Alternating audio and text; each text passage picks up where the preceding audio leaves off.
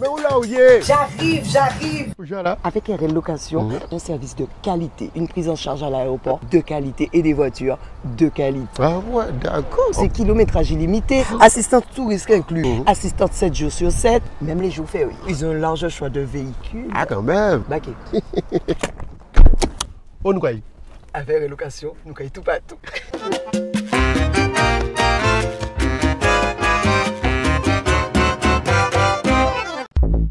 Martinique Actualité. Actes de banditisme, braquage d'un conducteur à Fort-de-France et d'un snack du bord de mer à Sainte-Luce, entre autres, s'inscrivent dans une série d'agressions armées constatées ces dernières 48 heures, expliquant la montée en vigilance des patrouilles et le renforcement des contrôles nocturnes.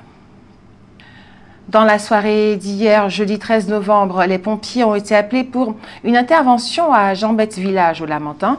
Un incendie parti d'une friteuse s'est en effet déclaré dans un restaurant de sushi. Heureusement, il n'y a pas eu de blessés et les dégâts matériels sont limités. Devant la cour d'appel, l'avocate générale a requis jusqu'à 8 mois de prison avec sursis contre le maire du Macouba, Sainte-Rose-Caquin, et 6 mois avec sursis contre son cousin, Éric Caquin.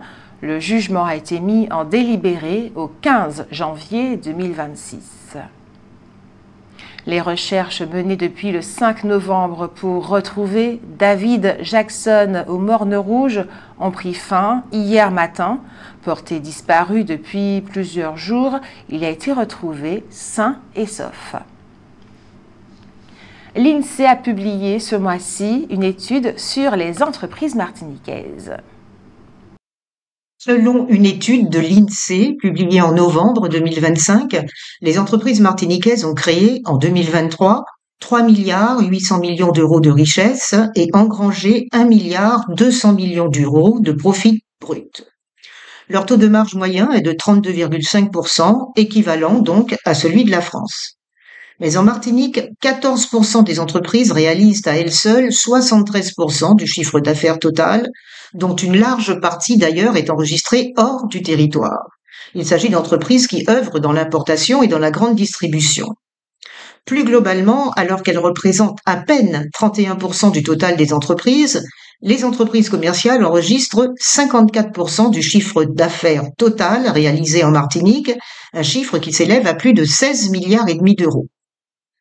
Le chiffre d'affaires réalisé par l'ensemble des entreprises qui œuvrent dans les secteurs de l'industrie et de la construction, comptant respectivement plus de 30% et plus de 22% des entreprises, soit plus de la moitié d'entre elles, est donc loin d'être proportionnel à leur nombre dans le tissu productif martiniquais. Parlons maintenant de ce chanceux. Un parieur du France 3 a décroché un gain exceptionnel de 291 720 € au Quintet Plus en misant seulement 2 €. Le regagnant a validé son ticket au bar L'Émeraude. L'événement suscite l'émoi dans la commune. La 14e édition de la Semaine de l'Industrie démarre en Martinique.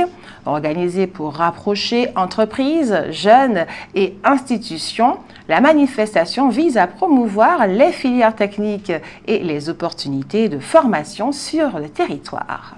Et puis la place André Aliquer du Lamentin a accueilli le vendredi, donc aujourd'hui, le vendredi 14 novembre 2025, de 8h30 à 12h30, un challenge emploi-formation tour. L'objectif de cet événement porté par la MILSEM, qui s'est déroulé au cœur d'un bourg déserté, était de remobiliser les jeunes en recherche d'emploi ou de formation. Après la fermeture il y a 2 ans de l'ex-magasin La Filiale, Ravine-Vilaine, à Fort-de-France, retrouve un commerce de proximité avec l'ouverture d'un Ecomax. Cette ouverture était attendue avec impatience par les habitants du quartier.